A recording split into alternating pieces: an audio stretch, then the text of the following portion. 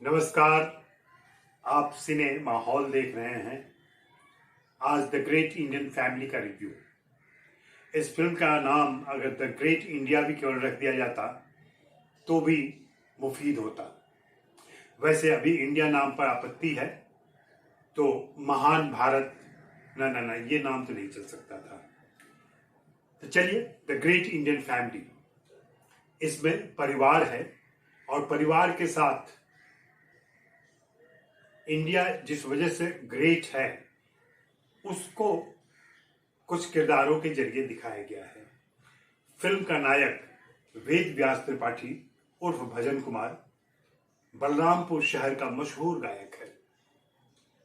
भजन कीर्तन से लेकर के माता रानी और तमाम जगहों पर उसकी गायकी पसंद की जाती है और वह अपने शहर का सितारा है।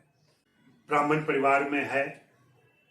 उसके पिता और चाचा भी पंडिताई करते हैं और जीवन बहुत अच्छे से चल रहा है। उम्र के अनुसार उसके कुछ प्रेम और दूसरे किस्से भी चलते रहते हैं और यह सब कुछ हम वॉइस ओवर के जरिए सुन रहे होते हैं और समझ रहे होते हैं। जब भी फिल्मों में वॉइस ओवर की जरूरत पड़ती है तो मुझे लगता है कि कहीं ना कहीं क्राफ्ट की कमजोरी है और यह क्राफ्ट की कमजोरी इस फिल्म में बहुत ऑब्वियस तरीके से बाद में सामने आती है, क्योंकि फिल्म का प्रीमाइस इतना अच्छा, इतना जरूरी और प्रासंगिक है, लेकिन पटकथा की कमजोरी, किरदारों के निर्वाह की कमजोरी उत्कृष्ट अभिनेताओं को भी अपना श्रेष्ठ प्रदर्शन करने से रोक देती है या बाधित होती है। बलरामपुर का यह नायक भजन कुमार, इसके जीवन में सब कुछ अच्छा चल रहा है, तभी अचानक एक खबर आती है कि यह पैदाइशी रूप में किसी और धर्म को बिलोंग करता है, यानी मुसलमान है। हड़कंप मच जाता है। इस बीच उसके पिता तीर्थाटन पे गए हुए हैं। छोटे भाई चाचा जी, जो उसके बहुत करीबी हैं, प्यारे हैं, उन्हें फैसला लेना पड़ता है और भावनात्मक उथल पुथल में यह निर्णय ले लिया जाता है कि अब तुम इस परिवार के हिस्सा नहीं रहोगे। कहानी यहां पे बहुत खूबसूरत तरीके से थोड़ी देर के लिए दूसरा जो अदर्स हैं उसकी बात करती है। अमूमन अगर आप हिंदू परिवार में पैदा हुए हैं, अगर आप मुसलमान परिवार में पैदा हुए हैं, क्रिश्चियन परिवार में पैदा हुए हैं, तो दूसरे धर्म के लोगों के बारे में आपकी धारणाएं समाज द्वारा, खबरों द्वारा और चल रही चर्चाओं और राजनीति के द्वारा तय कर दी जाती हैं।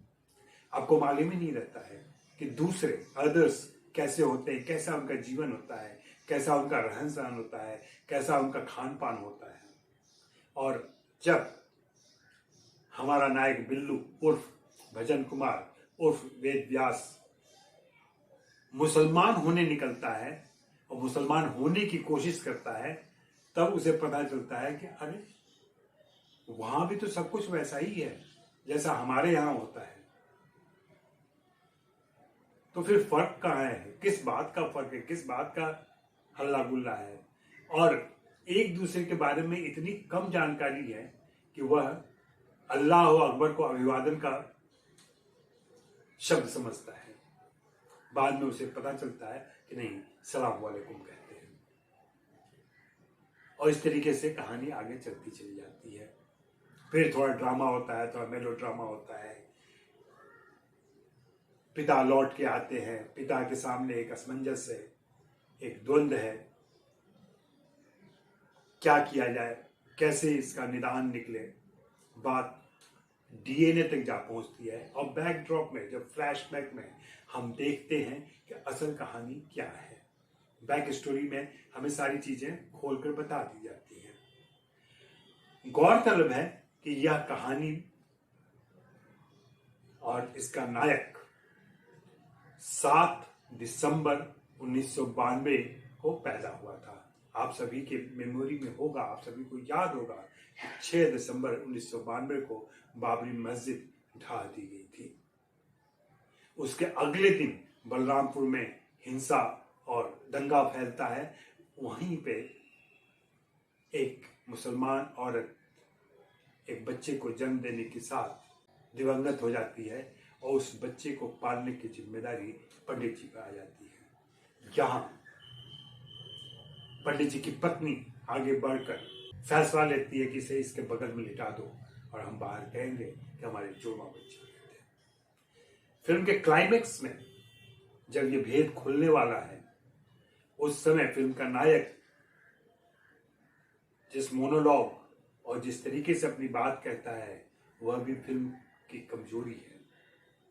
वह साबित करता है, वह सत्यापित करता है कि कैसे वह अलग होने के बावजूद परवरिश की वजह से, ब्राह्मण परिवार में रहने की वजह से उतना ही ब्राह्मण है जितना बाकी लोग हैं। हिंदी फिल्मों में परवरिश और पैदाइश को लेकर के कई कहानियां लिखी जाती रही हैं।